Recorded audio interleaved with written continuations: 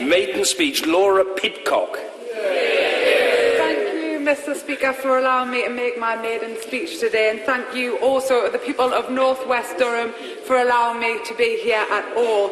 I think it's apt that I should be called in this debate because before entering this House I worked with schools, colleges and teachers for 9 years, and my predecessor Pat Glass dedicated her professional and then political career to education. If I can be half the friend and ally to schools in North West Durham that Pat Glass has been, then I will be doing very well. Pat Glass leaves a brand new secondary school as one important legacy of her time here.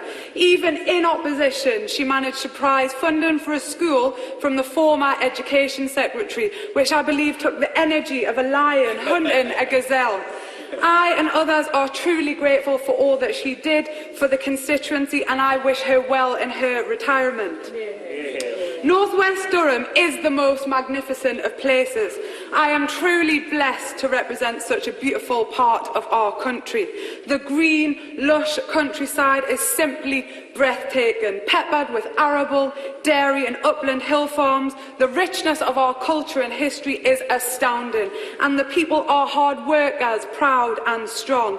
I know some in here would have us painted in the north as uncultured, without finesse, as savages, but I think people only think that or say that because they don't know our communities or our people. My constituents are the real wealth creators, and they are people who make this nation great. And if you want to see one of the world's finest cultural traditions, look no further than Durham Miners Gala, which, whilst not in my constituency, is an annual pilgrimage for many of my constituents and is the biggest trade union gathering in Europe. It celebrates the best of solidarity, born of struggle. Now, North West Durham has a long and proud tradition of industry and skilled work. Concert was dominated by steel production and became renowned for the thick red dust which covered the town, airborne iron oxide from the plant. At its peak in the 1960s, the steelworks provided jobs for some 6,000 people.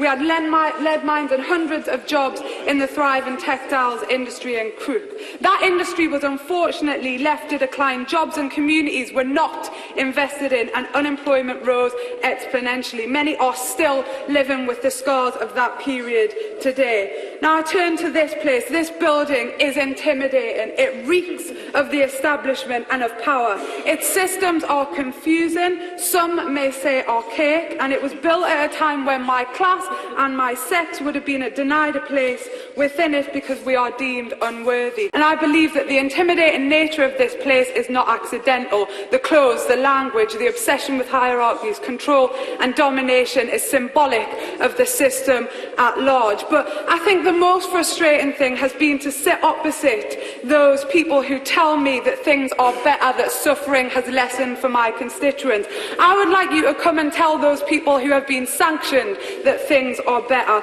or the teacher in my constituency who was recently made redundant. I would like you to come and talk to the 16,500 people in County Durham in receipt of food parcels, to the nurses, to the junior doctors, to the firefighters. Come and tell them that years of austerity have improved their practice or their profession. And I'll end with this, Mr. Speaker. We can choose in this place to be self-obsessed, to be a perpetrator of fear and greed, a monument to injustice, or, Mr. Speaker, it can be a place that elevates equality, facilitates the power of the people, esteems and properly funds a rich network of public services so that nobody is left in the indignity of poverty. Thank you.